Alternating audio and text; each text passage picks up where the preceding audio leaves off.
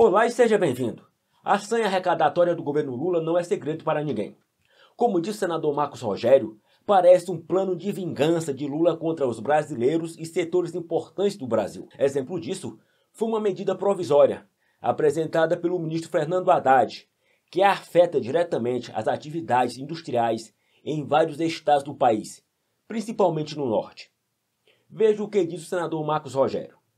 É difícil não pensar que por trás da edição de propostas que buscam pesar a mão na tributação de setores importantes do Brasil, não seja parte até de um plano de vingança contra setores importantes para a nossa economia, em especial o setor produtivo.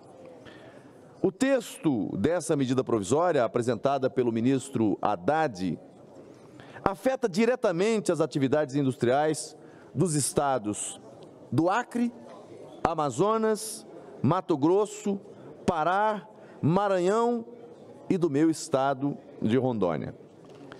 É sabido que os estados da Amazônia Legal adotam incentivos fiscais para atrair novas indústrias e, assim, mitigar as profundas desigualdades regionais e sociais que temos por lá. Ocorre que a reforma tributária aprovada por este Congresso Nacional põe fim a todos os incentivos fiscais a partir de 31/12 de 32 e representa uma ofensa ao Pacto Federativo. É diante desse contexto que preocupa muito a tramitação dessa medida provisória no Congresso Nacional, porque ao fim e ao cabo teremos a aplicação de imposto de renda da pessoa jurídica, contribuição social sobre lucro líquido, PIS e COFINS sobre os incentivos regionais. Na prática, isso resultaria em uma redução de aproximadamente 34% nos incentivos oferecidos, tornando a atividade industrial mais cara e desencorajando sua permanência em estados com infraestrutura logística precária e distantes dos principais mercados consumidores. Aqui há um outro aspecto, senador Marcos Pontes, que precisa ser enfrentado também, que é o rompimento, que é a quebra do princípio da confiança, da boa-fé. O empresário não pode mais acreditar no Estado, Tereza Cristina, ministra Tereza Cristina, senadora da República. Não pode, porque o investidor, ele faz planejamento, e o planejamento do investidor não é um planejamento a curto prazo. Ele não faz hoje um investimento grande pensando apenas em como será o dia de amanhã. Ele está pensando 5 anos, 10 anos, 20 anos para frente. E aí ele é chamado por estados como o meu estado de Rondônia, como o estado do Mato Grosso, como o estado do Acre e tantos outros, é chamado a investir lá, para gerar emprego, para gerar oportunidade, para gerar desenvolvimento regional. E de repente, esse estado que o chamou, que o convidou oferecendo condições de vantajosidade, de favorabilidade, esse mesmo estado agora lhe vira as costas para dizer: olha, aquele ambiente não é um ambiente de agora. Eu não posso lhe garantir os benefícios que antes você tinha direito. A partir de agora, eu vou cobrar da sua empresa, e aí passa a estabelecer uma série de cobranças. E aí o custo daquele produto que sai de lá, que estava num patamar, agora vai para outro. E aí eu pergunto, qual é a vantagem competitiva que tem esse empreendedor, esse empresário, essa indústria, essa atividade econômica, de ficar num estado onde a logística é mais difícil?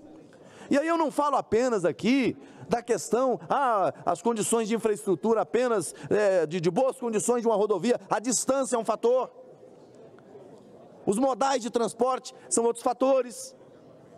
Então, é preciso encarar uma proposta como essa, senhor presidente, olhando para o quintal de casa, senador Amin.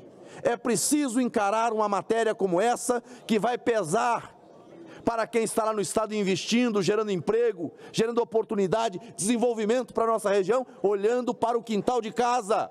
É isso que nós estamos a fazer.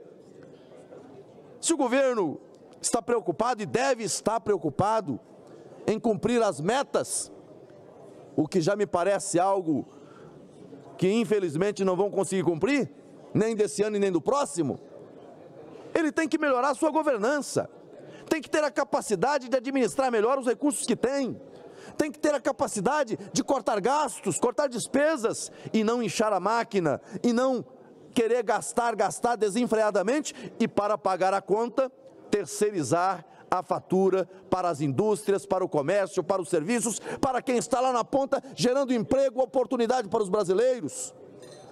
Porque quem gera riqueza para o país é o setor produtivo, é a indústria nacional, é o comércio, é o setor de serviços.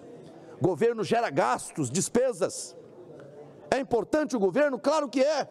Mas o governo não pode ser um competidor, ele tem que ser um incentivador do desenvolvimento nacional e, sobretudo, do desenvolvimento regional. Porque é lá no meu estado, no estado de Rondônia, como é no estado de cada um aqui, que estão as pessoas que precisam de emprego, que estão as pessoas que precisam de oportunidade.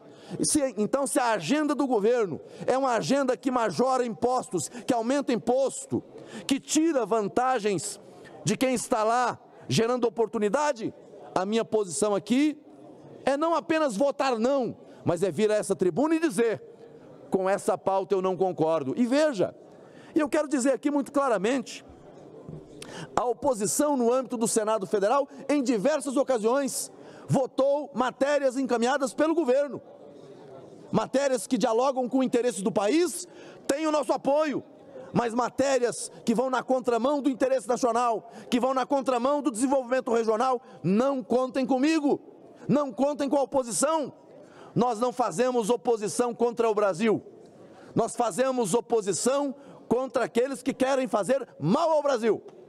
Essa é uma oposição responsável, uma oposição equilibrada, que dialoga com quem tem que dialogar, pensando no bem-estar da nossa população, no desenvolvimento do nosso país e, sobretudo, e aqui destaco, no desenvolvimento regional. Eu sei que o desafio aqui, quando se discute uma medida, uma reforma tributária, e aqui tenta-se antecipar aquilo que está lá para 2032, e que antes de ser colocado em prática já terá uma nova reforma aqui, eu não tenho certeza, não tenho dúvida disso. Mas o que eu quero dizer é que nós precisamos defender, sobretudo, o desenvolvimento regional. E a proposta que eu vejo caminhando aqui é uma proposta que coloca o Brasil como um player internacional. E ela não está no todo equivocada. O problema é desconsiderar as peculiaridades regionais do Brasil.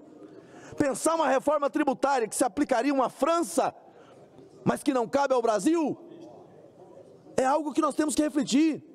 Um modelo que você pensa para um país que cabe dentro de um estado do Brasil, não dá para o Brasil.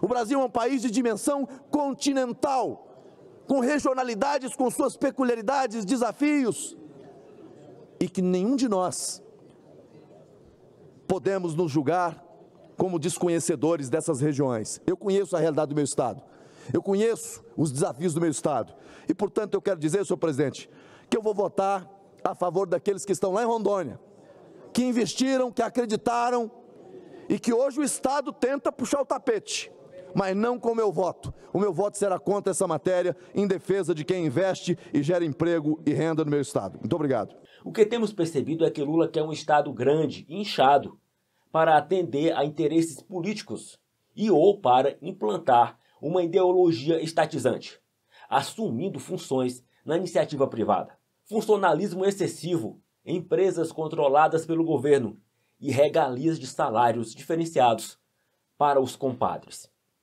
E, obviamente, para sustentar toda essa máquina, o governo Lula aumenta os impostos.